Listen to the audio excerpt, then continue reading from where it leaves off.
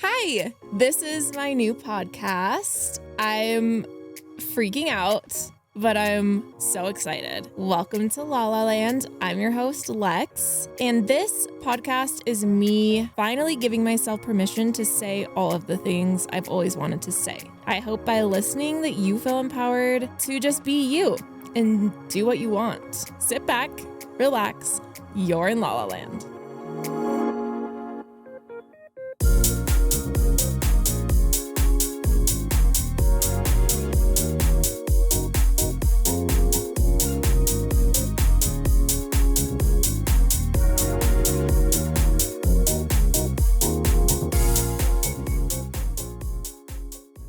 Last 5 days, the last week, I guess, has just been super unexpected, but also expected. I don't even know. So the whole situation is it's been my plan to launch the podcast on March 1st for the last couple months. Ever since I met with my producer, we set a goal, set a plan, and that was kind of the plan, was to launch on March 1st. So things don't always go as planned, right? But I am when it comes to setting a goal business-wise and having a plan, I am so serious about it. If there's one thing about me, it's that I am, when it comes to being professional and doing what I say I'm going to do, I do it. But that's not exactly how it's going this time.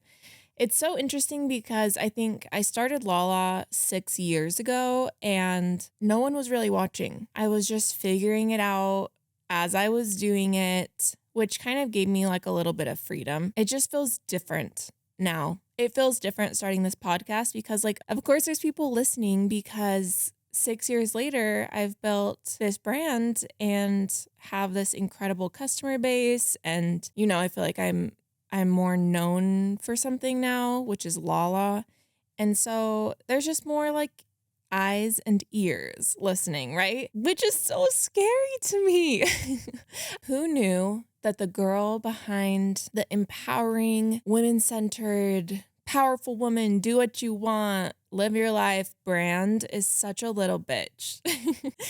And I'm kind of joking, but I'm kind of serious. I have this weird fear I've developed of not wanting to be perceived in the wrong way.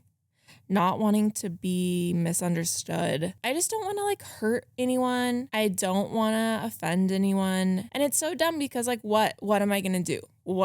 I'm not an offensive person. I would never intentionally want to hurt anyone. It's been kind of nice and easy to hide behind my brand, which is so sad because it's the opposite of what I preach, right? And when it comes to fashion and home decor and outward appearances, I'm totally fine doing whatever I want. For some reason, that's been really easy for me to just wear what I want, look how I want, color my hair the crazy color, wear the psychotic shoes, whatever. That's never been a big deal for me, luckily, because I don't think I would have been able to build Lala the way I've built it up if it was hard for me. That literally would be the most unaligned thing of my whole life. But it's more well, first of all, I'm the first child. I'm the oldest. And I'm also the oldest girl, obviously. So I'm the oldest daughter. I'm the oldest child of 4 siblings. I just feel that comes with its own situation. Oldest sibling, oldest daughter, people, you know what I'm talking about. It's just it's this thing that's ingrained in us where we always want to do what's right. We don't want to let people down. We are people pleasers.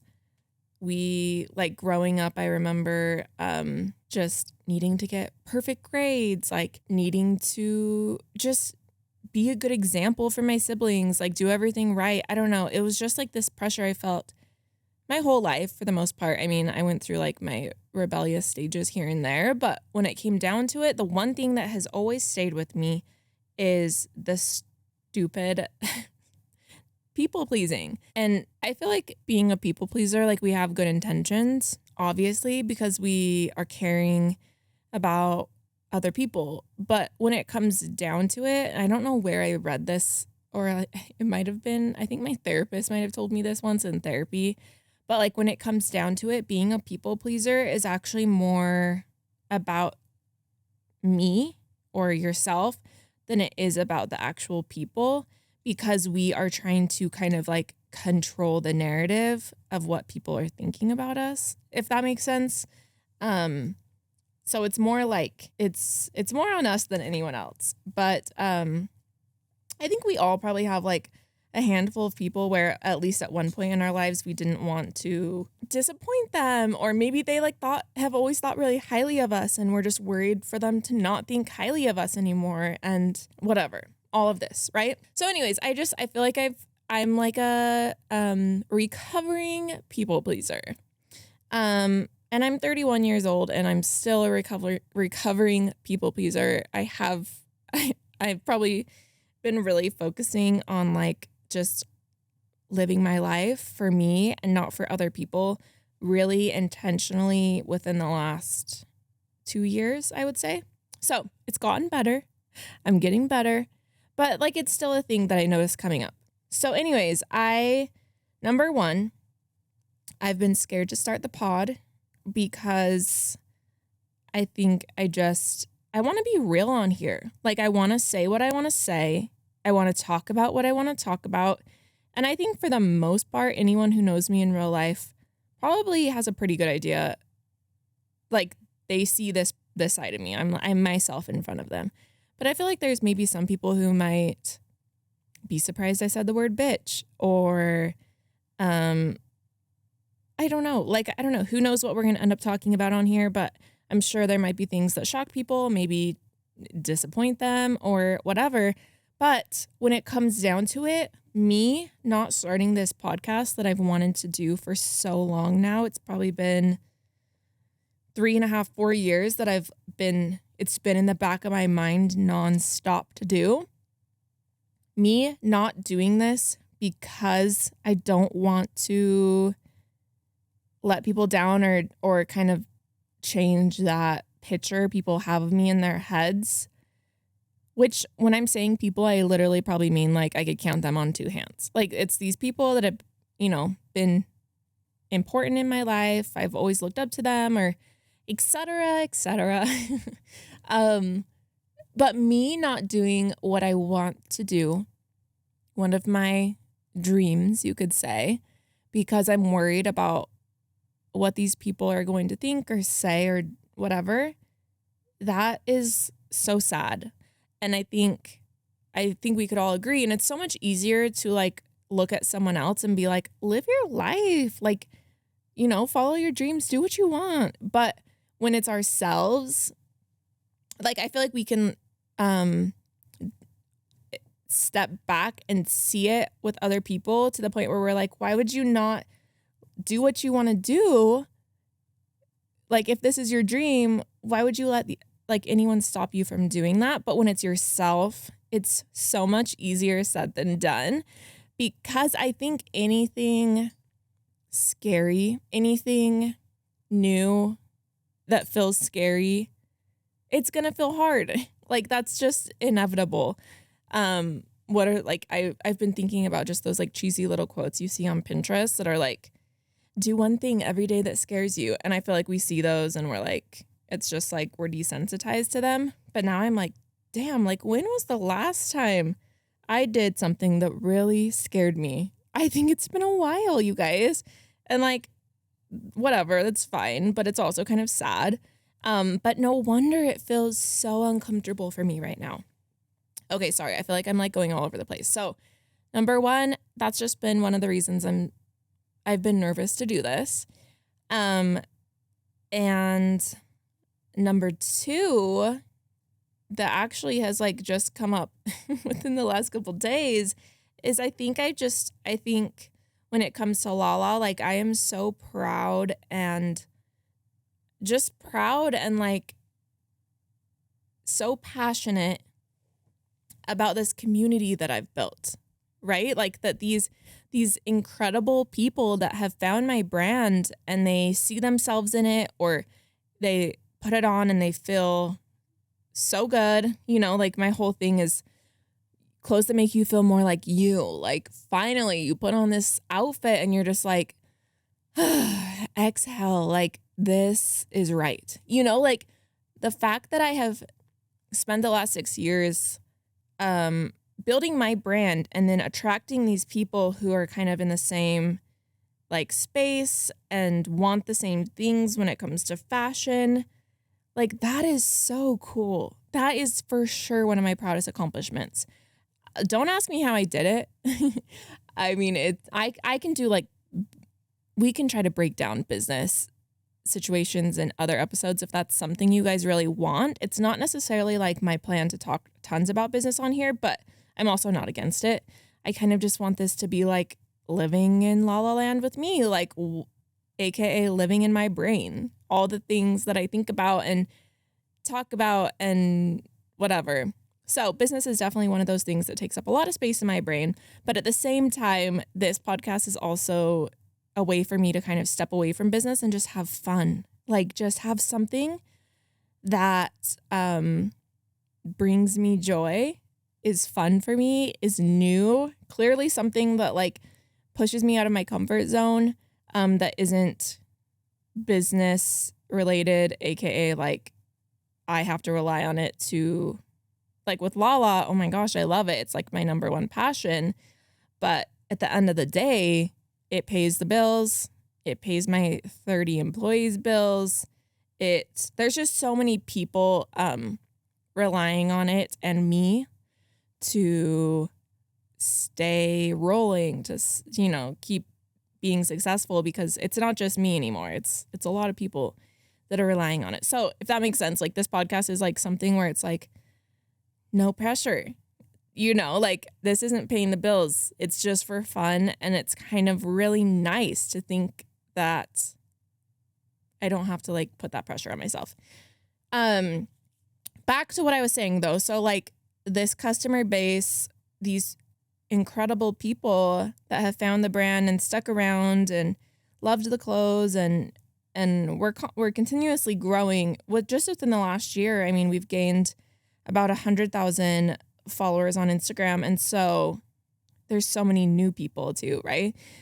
But I just don't want them. I think people, they know who I am. I am able to express myself through the brand, through the clothes. Essentially, the brand is me. I am the brand. The brand is me. I am the brand. But me, like, it's almost like the Wizard of Oz. Like, I just don't, you know, and they're like, they build up the Wizard of Oz so much, and then they find out he's just like this little dude behind the curtain. And I don't want that to happen. I don't want to let people down when they find out exactly who I am and what I talk about and what I think about. And I don't know, like, I don't know if people have built me up. I've probably done this in my head. Like, it's probably me projecting, or the same thing, like being a people pleaser. I just don't want to let anyone down. I don't want them to lose the magic that they've found within Lala by getting to know me more. And I know that sounds dumb, because like when it comes down to it, I am the secret sauce of Lala. Like Lala wouldn't be what it is without me, obviously, right? So it's all just like this roundabout thing. Okay, so I've made this decision to push past all those feelings. I've been like mentally preparing. I did this cute photo shoot that I was so excited about. I had these fun outfits. It was the first time I feel like where we've taken pictures where it's like I was just being me. Because I feel like normally with Lala, like it's like making sure the clothes look right and they're laying good. And like this was just like me. It didn't matter. It was just, catching that vibe I wanted to kind of create with the podcast. So this week I recorded my first 2 episodes. I was really nervous, but I was excited.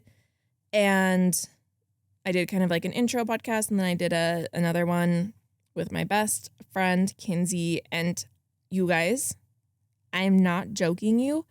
When we finished and I left my office where I'm recording the podcast, I thought I was going to throw up. Like, I felt, first of all, I was like, I want this to be something I'm really proud of. And I don't know if, like that first episode of just me, I don't know if that's something I'd be proud of. I feel like it was a little bit robotic, and like, I think something with podcasting, and I'm sure, obviously, I'm not a pro yet. This is my third official episode I'm recording, but this actually might be my first episode, like for real. But I'm definitely not a pro, but I would assume that the more you do it, the easier it gets, right? And like, I think it's so weird too, because I listen to so many podcasts. Like, I like hardly ever listen to music. I'm constantly listening to podcasts. I love podcasts. It's like, I feel like I could close my eyes and I could do this in my sleep. But then I actually come and I start doing it, and I'm like, holy cow, like this is so much harder than it seemed. And I think I'd planned almost too much. And so then it was just feeling kind of robotic, and it was feeling not like authentic. Like I just wanted to feel like I'm just talking to my friends, obviously. But easier said than done, because my first episode was like a little like robot, like baby, like so lame. Felt immediately sick after, which I feel like is like normal, right? Like, vulnerability hangovers are real. Like, even just when you say you like meet someone new, or you're hanging out with somebody, you meet someone new, or you're hanging out with somebody who maybe like doesn't know you super well, and you just start saying whatever you're talking about, and then you get home and you're like, why did I say that? Did I say too much? Also, this could easily be just like a Scorpio thing, but I feel like it's a universal thing to a certain extent. I know like some people who don't do this, but I feel like most people do, where you come home after you like went to something and you're like, I said too much, or like, what was I thinking, or whatever. And you just kind of have like this vulnerability hangover. That's how I felt after I recorded these episodes. I was just like, I don't know if I'm ready to like just be straight up myself. What did I say? Oh my gosh, you guys, me and Kinsey's episode was like straight up like chaotic. Like I feel like if I ever drop that episode, I should probably like put it behind a paywall, because it's that insane. We are insane in real life. Like, anyone who knows us knows we're like absolutely psychotic. Like, we say crazy things. We like are a little bit vulgar. We have a lot of different like views on things, and we love to like kind of go back and forth. Like, that's just our friendship dynamic. It's super fun and silly, but I felt sick and confused after, and I was like, why did I decide to do this? Like, why did I think I would be good at this? That's kind of what I was thinking. I was like, why would I ever think I would be good at this? Because I'm not. Like, and I think I kind of was just like thinking about all these other podcasts I listened to, and I instantly had so much more respect for all of them. Respect on all of your names, because it's not as easy as it seems to just talk and say what you want to say. But I instantly was just like, what am I doing? I think I need to hold off. I'm not sure if I can launch next week. I don't know. So my plan was just kind of to maybe like slow it down. I texted my producer, which sounds like so freaking cool. Like, I sound so legit saying my producer, but trust me, I'm not as cool as I sound, but Abby is like really cool. She just, I don't know. It just sounds funny saying producer, but she's like super legit. So yeah, I have a producer. I'm paying her, but she's my producer. So I texted my producer and I was like, hey, like, I am being such a little bitch right now.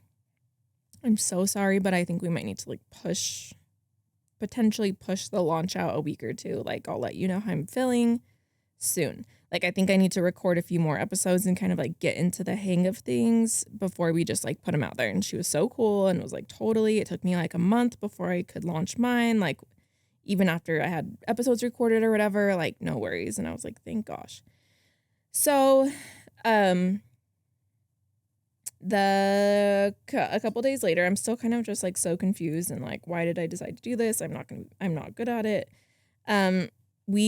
There's some really cool and exciting things happening at Lala this year, like things that I am so excited and proud and just like I truly cannot believe are happening. But with all and you guys will know about them soon. At least one of the things, but with all of that being said, like anytime something new happens or something exciting like an up level, it's not seamless. Like I feel like anytime we're up leveling to something new, and I mean I would honestly say hopefully, but I would say this podcast is me up leveling. And just in the sense of like I'm ready to like put myself out there and it's something new and I'm whatever. Like anytime you're up leveling, it's gonna be uncomfortable. It's gonna be scary. You're gonna question yourself. And like you're going to want to quit. Like, it's not going to feel good.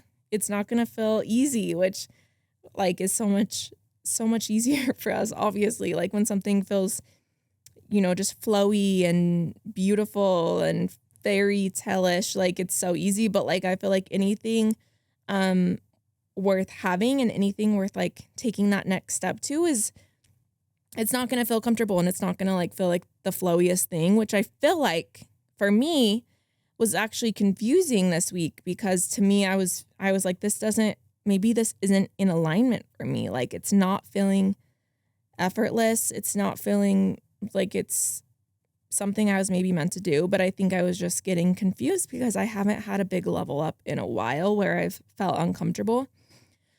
So, anyways, this exciting thing is happening, but also like just what's going on in general right now in the world. Like you guys know, like eggs are like $24. There's just like crazy inflation. Things are just happening like that. And so on our end, like being a business owner, people really don't know like how it's affecting us and the way we have to run our businesses unless you have a business. Just everything, you guys, like the things that go into bringing these clothes to life that I'm designing, the steps are like insane. You would be shocked. I'll just go over it like just off the top of my head, and I'm going to forget stuff, but just the design process, back and forth, sampling, my employees who I pay on my like design team, we are obviously spending time, money, resources, getting those samples right, figuring them out, back and forth. Some are domestic, some are international, and like the shipping cost, just that. Okay. So say once we finally get the sample right, we're ready to place our order. I'm having to send a big, huge deposit. Most of the money is going up front, which is truly so scary. I don't know. I've never talked about this, but Lala is completely self-funded. Like I started this business on a $3,000 Chase credit card back in 2017. The cutest thing of all is I still use that credit card. Luckily, my limit's gone up quite a bit since then. It's one of my credit cards that I still use for the business. But like I have been so strategic and I've tried to be really smart about how I have invested my money. And you have to make sure that like you can get that money back, because the way it works, I mean, most businesses, I'm sure every business works like this, but like in fashion specifically, if you invest all your money into this new piece you have coming and it doesn't sell well, then what? There like went your money, So I just feel like I've had to try to be really smart, and that might make more sense if you've been a shopper or just someone who's been watching the brand for a while, we used to get originals in. I had to find people who were willing to make my originals at a very low quantity in the beginning, to try to even see if it was going to work, right? So in the beginning, I found different manufacturers who were willing to work with me, and a lot of them maybe couldn't do all the things I eventually wanted to do, but they could do like the simple things I was starting out with in the beginning. And so like in the beginning, if you've been around, like I said, for when did I launch my first original design? Because Lala started as a boutique, which I also accredit to just me being able to be smart with investing my money, because with boutique items, you don't have to invest a ton up front. Like you can buy just a few pieces. But by the time I was ready to do manufacture my own designs, pieces you couldn't find anywhere else, the minimums were usually like anywhere from like 150 to 200 pieces, which is still so scary. Like, if you're any sort of business owner, like that's scary still. Wondering if you can sell 200 of something is terrifying. Wondering if you can sell any amount, like just not knowing, especially if it's something new that your customer hasn't seen, but you like love it so much that you want to like move forward with it, but you just don't know. It's scary, you guys. So anyways, long story long, in the beginning, when I was doing those designs, I was doing, maybe 150 pieces, 200 pieces of something to see if it was going to work. And so if I was lucky enough or people loved it, it would sell out that day that I launched it. I would sell all 100 and however many pieces or whatever. And so I think it kind of created this vibe where you never know if something's going to sell out super fast. So if you want it, you kind of want to grab it. And sometimes that still happens. Like, thank the good Lord that Lala has continued to grow, and we have so many customers and just all these people who are obsessed with the brand, that I can order a lot more. And actually it started to get to the point where, and I had to like change my mindset on this, because to me in the beginning I was like, yes, like selling out means I'm successful. But then I had to like step back and look at the numbers and be like, okay, well, if we sold 150 pieces of this dress on the first day, and then the time it takes to bring something back, like it could be anywhere from like 2 to 4 months, how much money could we have made in that time if I had more of those pieces, right? So it was really like a weird mind game for me at first to be like, we don't want to sell out. We don't want to sell out. Like selling out, obviously it's fun here and there. It gives you a little bit of like that adrenaline, that like serotonin. But in the long run for your business, it's not the best thing to do. Like, I want to make sure that when people find my brand and they come to shop, they can find the pieces I'm most proud of and they can buy them right then and there. It's not everything is sold out. So, I feel like I'm all over the place. I hope this is like even making any sense, you guys. But I promise I'm going to come back to what I was saying about all the investments that go in. So, we started, especially in the last year, I've really tried to start bulking up my orders. Like, I'm ordering so many more pieces of each thing. I'm ordering minimum 600, but some pieces I'm ordering 2,000 of, because I also am a lot more confident of basing my designs off of my gut. If I am absolutely obsessed, I assume that my customer is going to be obsessed too, because we are literally like so same. Like my customer and me, we are homies. We're in the same, for the most part, we're in the same spot in life. We have the same style, all the things, right? So I've gotten a lot more comfortable with that, but also it's gotten to the point where I'm ordering so many pieces because I don't want to sell out, that it's even scarier investing that money up front, right? So you're sending the deposit, it's being made for however long. It could take, 1 to 2 months for all the pieces to be made. And then when they're ready, I have to send the rest of the money, and then I have to pay for freight. And freight is a lot of money, you guys. Like, especially if something's coming internationally, like getting it on a boat which also sucks because that adds like anywhere from 6 to 8 more weeks for it to get here. Going back to what I was saying about wanting to order more, because if that item's sold out, starting this whole process again and then being sold out for that long, like that's not ideal. So I'm paying, thousands of dollars for freight, customs, all the things. And then it gets here to my warehouse in Utah. And like I said earlier, I have about 30 in-house employees. Obviously, I have a lot more like contracted employees who are independent, like models and photographers and different things like that, designers, graphic designers, things like that. But it comes here, and then my employees have to open all those boxes and go through each, all hundreds and hundreds of those pieces, sometimes thousands of those pieces. And, sometimes they're tagging them, we're quality checking them, we're putting them, into the system and getting them in the spot they need to go to launch. So that's, days and days and days and hours and hours and hours of paying my employees to get all that stuff ready. And then shooting it, paying photographers, paying models, paying my web team to get everything uploaded, all of the weights, all of the so much goes into all the people that go into it, all the hands, all the eyes. By the time a product actually launches, there's been so much work and money invested.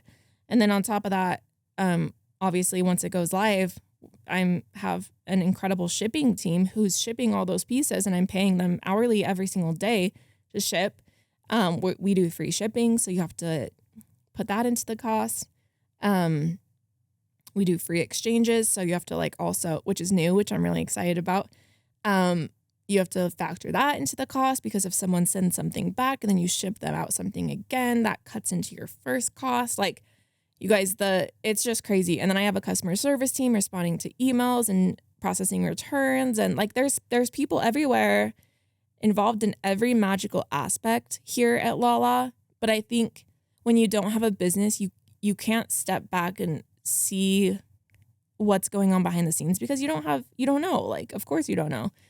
But it's just, there's so many people involved. And I think it's easy to look at a website or whatever and see something you like and then look at the price and be like, that's ridiculous. I would never pay that. This is probably, I know that this is a thing because I've seen people say this, not to me, but just in general, this was probably made for $5 in China, blah, blah, blah, blah, blah. How could they charge this much? Well, first of all, I can guarantee that wasn't made for $5 in China. You guys have seen the things that come from Shein. The quality's not great. They're made in sweatshops. No one should be manufacturing clothes. First of all, they shouldn't be proud of those clothes. They aren't nice. They don't look nice. You can tell, but also the sweatshops, that is not anything I want to get next to. That is not anything I want to be a part of. No way. That's horrible. I mean, obviously we all know that. So then that's also something to consider in the cost of my pieces, specifically, all the manufacturers we use they have this approved kind of certificate type thing where people go in and they make sure that they are run ethically and everything is great and everyone's getting paid great and they aren't working crazy hours and all that. So that's another thing that we do when we work with manufacturers, especially overseas, because we want to make sure that we are not putting people in those type of situations. I feel like all of that goes into the energy of the clothing too. And I don't want any of that horrible stuff attached to my clothing. Obviously, this is so obvious. You guys know this. So you have to factor in everything I just said.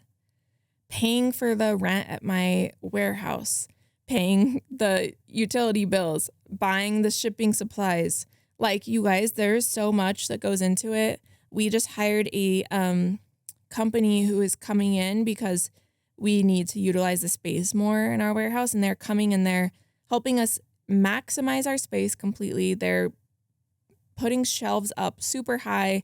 We just invested in like this forklift type of thing. Like these are all things that go on behind the scenes that nobody sees, that cost so much money in order to keep a business running, and not only keep a business running, but like get it to the next level, right? So that's just a thing as it is. And then on top of that, right now, you guys know inflation and all the things are happening in the world. So unfortunately, I have put off raising my prices on things that I already had really, really, really tight margins on, where I wasn't even making the right margins already in the first place, because I didn't want to have to put those price points where they needed to be. It got to the point where we had to raise price points on few things that are made from certain manufacturers, so we could make sure that we are staying afloat and we can continue to grow, and those things aren't like affecting us negatively. Selling those pieces aren't putting us in the negative. And a lot of them were like our 2-piece sets, which are my favorite things that we sell. Like I am so proud of those 2-piece sets. How many times in this podcast could I say, I'm so proud, I'm so proud. I promise I don't say that much, but like when it comes to Lala and the fact that I built it from the ground up, I'm not going to lie. Like I'm so proud of myself, but at the same time, I don't even know how I did it. It's a blur. It was a lot of tears and a lot of sweat and a lot of all the things you guys know. But of course I'm proud of it. Like this is crazy. Like if you would have told me 10 years ago that I did this, I would never have believed you. I never thought I would own a business. I've never had entrepreneurial instincts. I've just always loved fashion. But that's an episode for another time. But with these exciting things happening, and honestly, I'm trying to take Lala to the next level. We haven't offered, up until this point, Lala just turned 6 years old. We haven't offered refunds on returns. We've only offered store credit just to make sure that we could stay afloat. And also like a lot of the items were boutique items, which that's like a whole different story. But now that I'm selling my own pieces and they're costing me so much more because, obviously also something I didn't even think about or talk about was like the graphic designers that I'm paying behind the scenes to create. I work hand in hand with them to create these incredible patterns. I'm paying them, thousands of dollars. That's before we even get into manufacturing. So that's something too. We have these really insane, freaking rad patterns that are exclusive to Lala.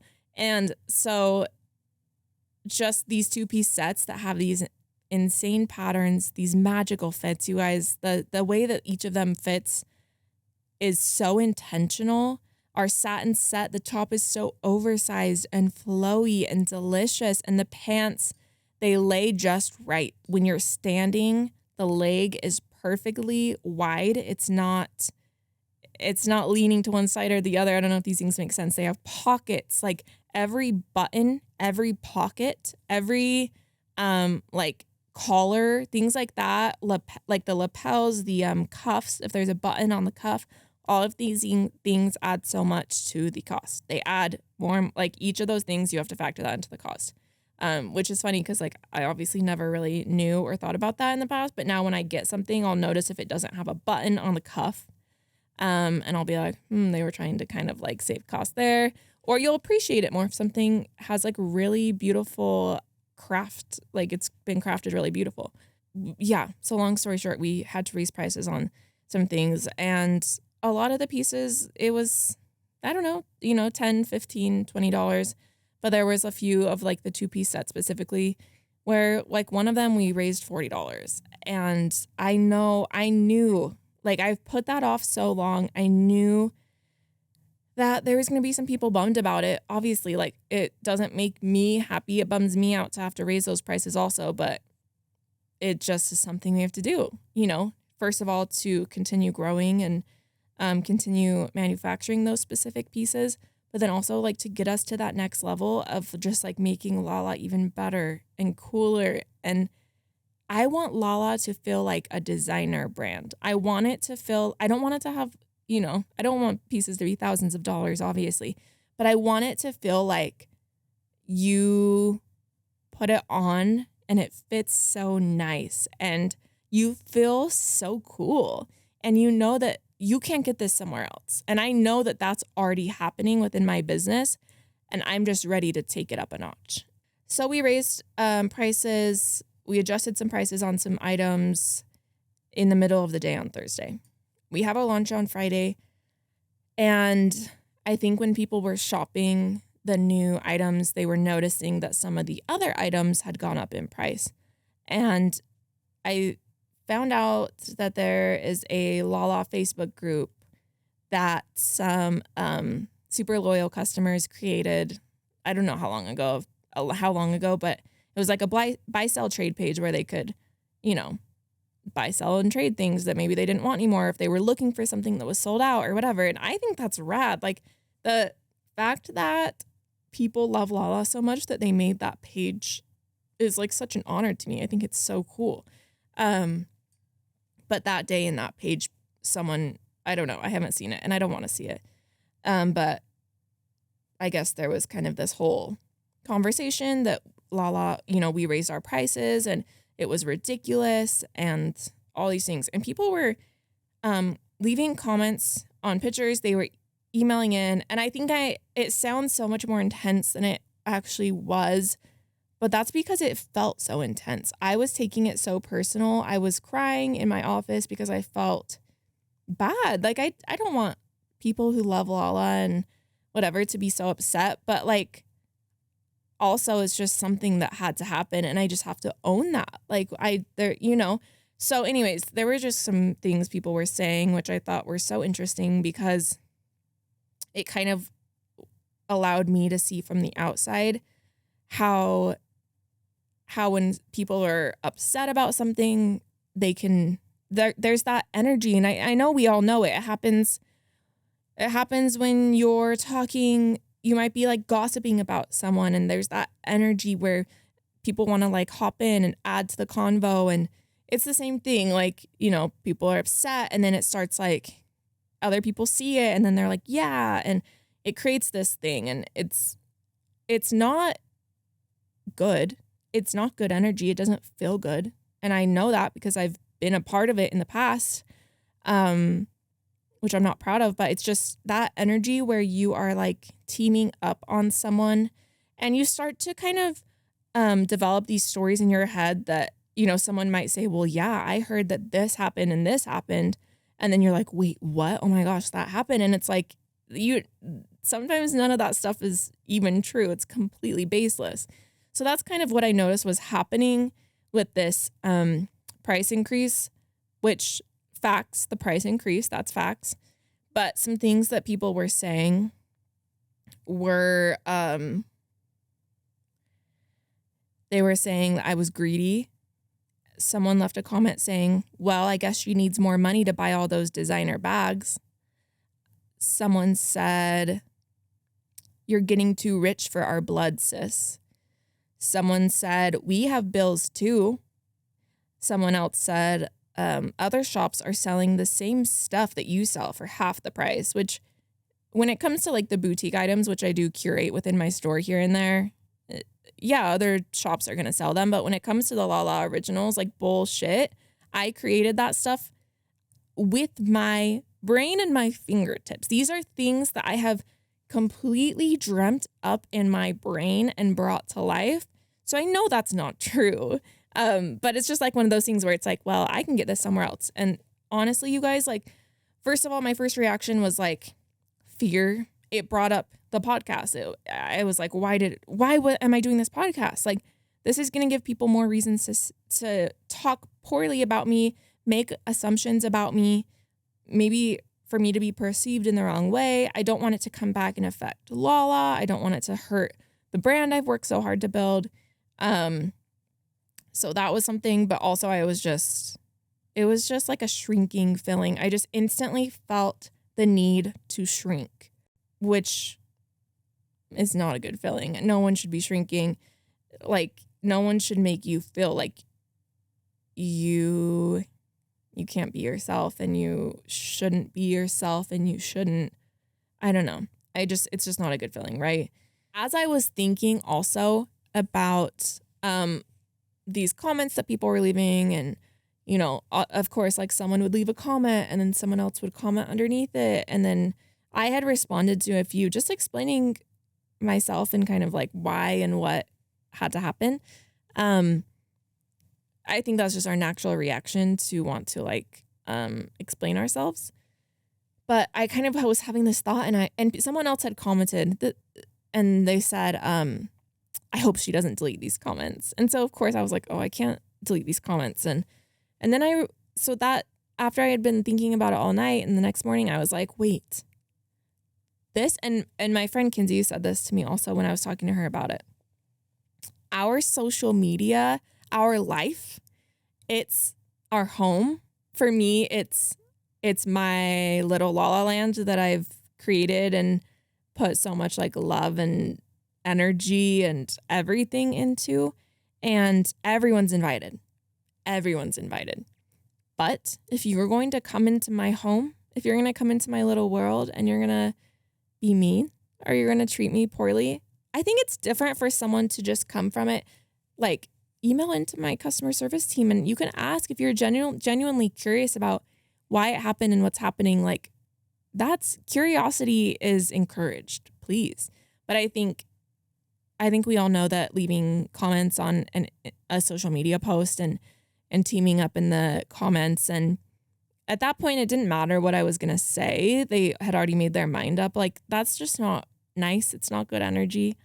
I think we're all doing our best. And I think if those people really sat down to think about it, maybe they would have come to that conclusion, but maybe not, because they were so caught up in how they were feeling, which again, that's their right. But I think I was just kind of like, this is, if you're going to like be mean or try to like leave rude comments or be disrespectful, I don't know, like the way the things that people were saying, like those weren't nice things. Those weren't just like genuinely curious questions. That's not going to be allowed in my house. That's not going to be allowed in my world. And I think that sometimes we forget that, like on our own, especially like as a business owner. I think sometimes we like forget that like this is our home. Like, this is our safe space that we've created. And when it comes down to it, like, we don't have to allow anyone in who isn't bringing anything good to the space. Delete the comments. Block the person if they're really being that mean. I didn't block anyone, but like, it's just, we're in charge. And it's so easy to forget that sometimes in those situations where you're like feeling so much fear. But that was a good reminder that I had felt from after Kinsey had said it. I was like, damn right. Like, this is my space. I want anyone here who wants to be here. But if there's people who don't want to be here and they're making it very clear and they're saying rude things to me, I'm not going to let them be here anymore. Of course, I'm going to delete those comments. Of course, I'm going to restrict them if they keep leaving mean comments. Like, that's okay. I think we forget that sometimes, but it's okay. If someone came to your house and was standing outside your front door, or it was in your house and was saying mean things to you, you most likely would not allow that. You shouldn't allow that. You know what I mean? So I just think it's the same thing. So I think when people were just mad about the price increase, like, I get it. Totally, I get it. Like, that's not something to think is fun or cool on either end, on my end or their end. But I think when people started making it personal, when they don't actually really even know me, that's when it started to really hurt. And that's when it started to really make me question even doing the podcast. Like, people saying that I was greedy and that I just want to buy more designer bags. Like, what? That's literally so rude. I would never say that about a business owner. Like, everything I just said that goes into the pricing of these pieces, and you're going to say I'm greedy and I'm raising my prices so I can buy more Chanels or whatever. Like, that is just, it's insane. And it's truly like so rude, and it's untrue. My salary, not that I even need to address this, but my salary at Lala has been the same the last 3 years. I have not upped it, even in the insane growth that we have had. I have not changed it at all. It's stayed the same so that I can keep building this business and investing this money in the way that I want to and I need to continue to keep it around long term, to continue to create these insane pieces that make people feel so damn good. Okay? Like that's what it's about for me. And how I decide to spend the money that I do get paid from myself, which is a very small percentage of the money coming in and getting reinvested continuously, it's no one's business. And if I want to spend my money on a purse, or if I want to spend my money on a car or Charlotte Tilbury or whatever the freak, I don't know like where they're getting these stories or these ideas, that's my right. Just like it's their right to choose to continue spending their money with Lala through some of these price increases, or to stop spending their money with Lala. That is their right. And I think that was where it started to get confusing. You would think that these people were being told, you have to shop here. Like, you have to. And it's not true. And I get that. Like, if something is no longer working for you, or you don't feel called to shop there anymore because of what I'm selling or because of the prices or whatever, like, that is fine. But I can promise that I will always try to keep price points that are lower also. And if you go on my website, you're going to see pieces that range from $29 to $200. And it's always going to be like that. But anyways, you guys, this is just such a long story. That day, after everyone left the office, I sat in my office and I cried because I had been holding it in all day trying to act like a tough boss to all my employees. And then I had a good cry. I called my husband on FaceTime and just Kim Kardashian cried to him over the phone. And I turned my personal Instagram private. I went through some of my followers that I didn't recognize and I removed them. And I texted my producer of the podcast and told her that for now we're going to just take a break and I'll let her know when I'm ready, or if I'm ready to do it. Anyways, you guys, I woke up the next day, and after I had slept on it and initially called everything off and shrunk back into my little shell, and I woke up, I went to Pilates by myself. I just kind of like was just having a, situation, driving by myself, going. I had been thinking about it nonstop. And as I was leaving, I felt so much more empowered. And I was like, wait, like, of course, I'm so grateful for these people that have chosen to support my brand. And I'm so grateful that they're so excited and like passionate about it. But this group of maybe 12 people who had commented or emailed in, compared to the 200,000 of people who choose to follow and shop with me, like, it's a small percentage. But it just goes back to that whole, like, people could tell you nice things all day, but you'll remember the one mean one, which is so sad and messed up about humans that we're like that, but it's just truth. But I was just kind of like, why did I, like, those people can't kill my vibe. Like, they can't win, because when the way that I felt was the opposite of what I preach. And I feel like part of me doing this podcast is finally stepping into that brand and that person that created Lala, who empowers women and men sometimes, when they get dressed and they put these clothes on and these messages that I share, like, that's me sharing it. And I'm so ready to fully embody that. I'm done hiding behind whatever I've hidden myself behind. I'm done letting anyone else control the narrative. It is the opposite of what I preach. It's the opposite of what I am all about. It's the opposite of this magical world of Lala Land that I have created. And it would be unaligned for me to shrink down and let these people make me feel a certain way and stop doing the podcast and go private and not want to share anything about my life. It would be unaligned. It wouldn't be true to myself. And I'm not doing that anymore. I'm being true to myself. I'm doing what I want. I obviously am still me. I still don't want to hurt people. I still don't want to let people down. I still don't want to change the way people think about me. But that's just inevitable sometimes. I'm doing what is best for my business. I'm doing what is best for my team. I'm doing what is best for Lala. And if that upsets some people or causes them to not want to shop anymore, I get it. And that's okay. That's totally their right. And I think that maybe they forgot also in this situation that no one's forcing them to shop here. And although I would love for them to be a part of my community forever, I get it if they don't want to anymore. I get it if it doesn't work for them anymore, or if it changes the way they feel about Lala. Like, I get it. That's okay. Everyone's entitled to their own feelings, and that's okay.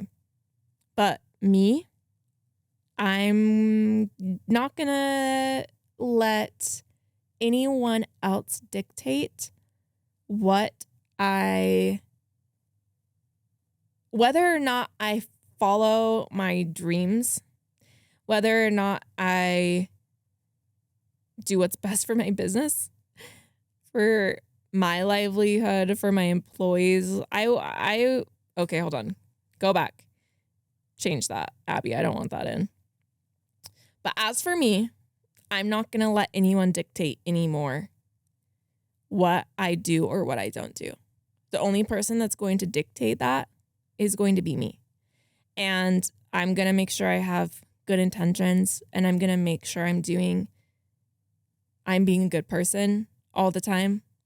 And I'm going to stay in my lane. I'm going to stay in my magic. I'm going to stay true to myself. And that's the best I can do. And same for anyone else. So anyways, my friend Amy from Cafe Binge said to me today, she said, "What you don't own owns you." And so I'm not doing that anymore. I'm going to own my stuff. Yeah, we raised some prices on some pieces because we had to. And that's okay. That's just part of running a business. I'm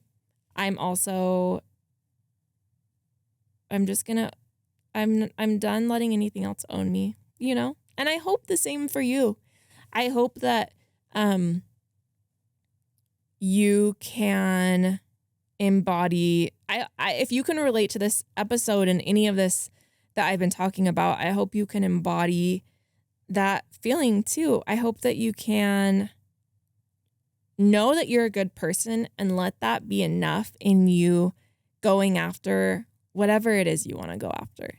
Whatever dream you have, whatever secret hobby that you want to pursue, whatever, even if it's just as simple as talking on your Instagram stories about whatever you want to talk about, but you haven't done it because you're worried that people are going to judge you or think you're lame.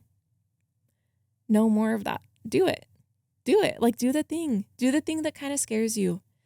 I am going to, from here on out, take that feeling of fear and being kind of scared and wanting to run the opposite direction and quit. And I'm going to go the opposite direction because I think it means we're on the right path.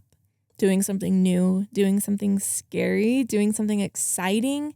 It's a level up. It's us going from this level that we're on right now and going to the next level. And we don't want to stay stagnant. No one wants to live their life doing the exact same thing forever and ever and ever. We are always growing. Amy also said this. She said, we are always expanding. The universe is always expanding. Everything is always expanding to the next level.